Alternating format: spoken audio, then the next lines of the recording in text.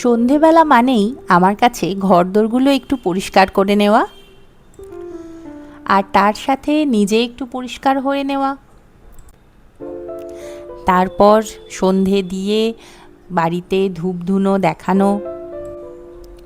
সন্ধেবেলার এই ধূপধুনোর গন্ধ, বা সন্ধেবেলায় আমরা যে ঘরের হালকা আলোটা জ্বলে সেই হালকা আলো, তো এই জিনিসগুলো একটা অন্যরকমই কিন্তু ভালো লাগা তৈরি করে। এই একই ধরনের কাজ তো আমরা প্রতিদিনই করে থাকি, রোজ করে থাকি, তবুও প্রতিদিন কিন্তু একটা করে নতুন ভালো লাগা তৈরি হয়। আসলে এইগুলো বলার কারণ হচ্ছে, আমি এক জায়গায় পড়লাম যে আমরা যে ধরুন প্রতিনিয়ত প্রতিদিন একই রকম কাজ আমরা করি, তো সেক্ষেত্রে কিছুটা একঘেয়েমি তো ধরুন তৈরি হতেই পারে।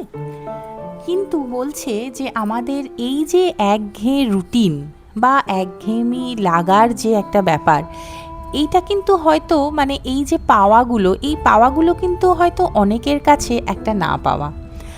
তো তাই আমাদের কাছে যেটা আছে বা আমরা যেভাবে লাইফটা লিড করছি, সেইটাকে যদি একটু আনন্দ করে করা যায়, তাহলে কিন্তু তার মধ্যে অনেকখানি নতুন পাওয়া থাকে।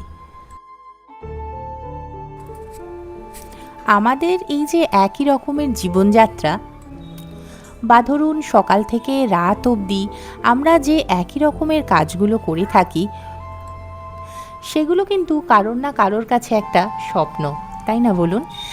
আর সেই স্বপ্নগুলোকেই আমরা বাস্তবে রূপ দিচ্ছি। তো তার মধ্যে আমি তো মনে করি কোনো রকম একঘেয়েমি বা কোনো রকমের খারাপ লাগা, এগুলো আমি আসতেই দিই না।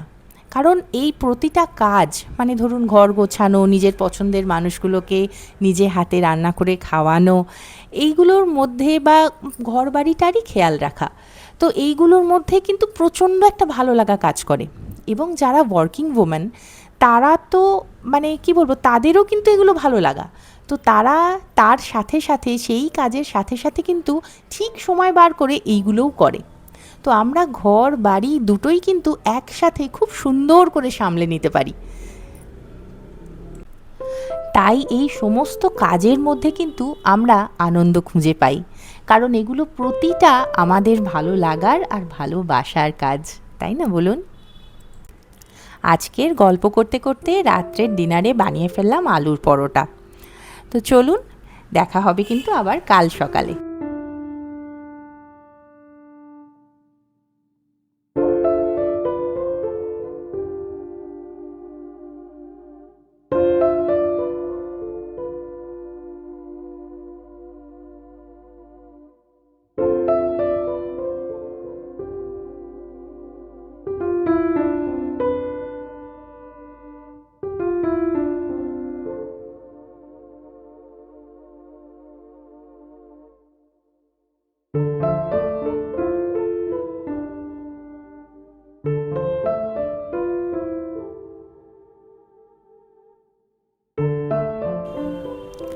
Good morning. কেমন আছেন? আশা করছি সবাই খুব ভালো আছেন, সুস্থ আছেন। আজ তো সকাল সকাল একদম মেঘলা আকাশ, আর যেই না ওরা স্কুলে বেরোতে শুরু করলো, সঙ্গে সঙ্গে বৃষ্টিও শুরু হয়ে গেল। এখন তো বর্ষাকাল, যখন খুশি না বলেই তো বৃষ্টির আসার কথা। তো সেই আর বর্ষাকালে বৃষ্টি হওয়ার জন্য একটা সুবিধা হয়, সেটা হলো এই যে ছাদ বাগানের যে গাছগুলো, সেইগুলোতে খুব একটা জল দিতে হয় না। কালকের যে আলুর পরোটাটা করেছিলাম, সেইটাতে আমি প্রথমে আলুর পুর বানিয়ে নিয়েছিলাম।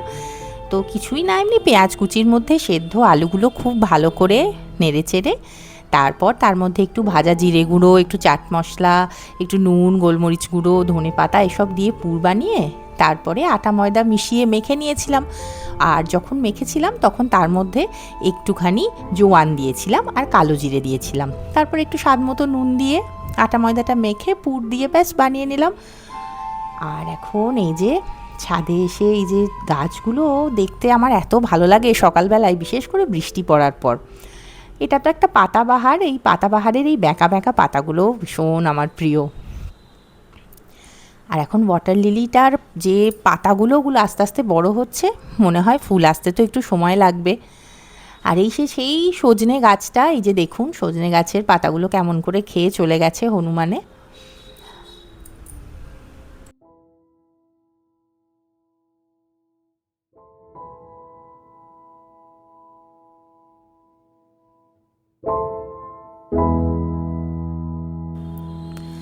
এই করবী ফুলের গাছটা, লাল করবীটা দেখতে খুব সুন্দর লাগে, একটা গোলাপি করবী আছে, আর এইগুলো এই যে কলকে কলকে ফুলের তো আরও অনেক ভ্যারাইটি আছে, হলুদ আছে, সাদা আছে, আমাদের কাছে এই চন্দন চন্দন কালারেরটা রয়েছে।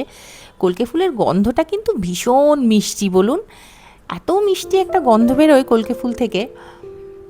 আর এই যে সেই গোলাপি গোলাপি করবীগুলো, এইগুলো আসলে বড় গাছ নিচে ছিল, তো সেইখান থেকেই ডাল কেটে এনে বসিয়ে করা হয়েছে।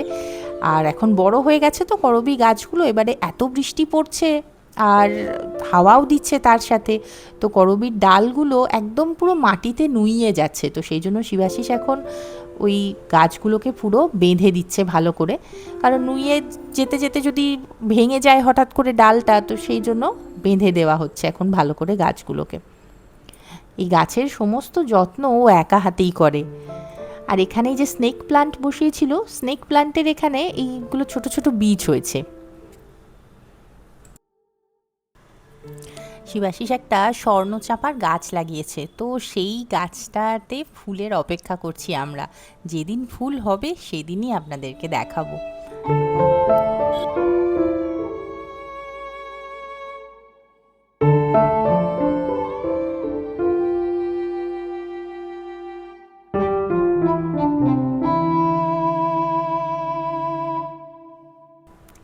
চলুন এবার একটু রান্না বান্নার দিকে এলাম, রান্নাগুলো একটু করে নিই।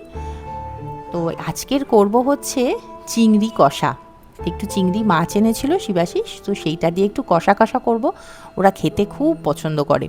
তো কিছুই না, নর্মাল যেরকমভাবে কষা করে, একটু পেঁয়াজ কুচি ভেজে তারপরে আদা রসুন টমেটো বাটা দিয়ে তাতে একটু হলুদ গুঁড়ো, জিরে গুঁড়ো, ধনে গুঁড়ো, সমস্ত কিছু দিয়ে ভালো করে নেড়ে চেড়ে, আমি এখানে চিংড়িটা প্রথমে ভাজিনি, চিংড়িটা আমি এখানে এই ভাজাটার মধ্যে মশলার মধ্যেই দিয়ে দেবো, মানে ছোট ছোট চিংড়ি তো এইখানে মশলার সাথেই ভাজা হয়ে যাবে।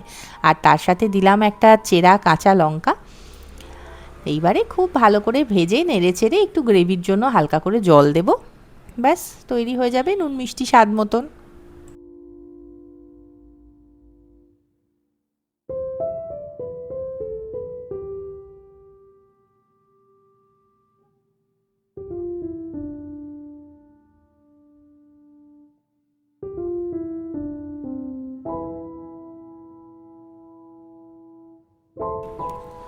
চিংড়ি মাছটা রান্না করার পর তারপরে আমি একটুখানি পনির করব। আসলে আমাদের বাড়িতে যেদিনই চিংড়ি হয় সেদিনই কিন্তু পনির হয়, তো তার পিছনে একটা কারণ আছে, পরে না হয় একদিন শেয়ার করব আপনাদের সাথে।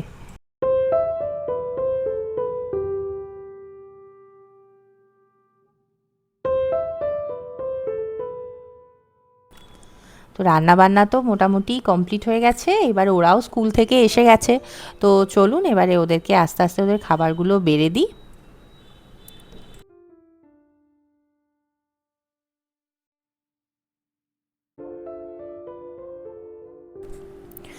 আর রান্না বান্না করার পর অ্যাপ্রিসিয়েশন তো বানতা হ্যায় বলুন।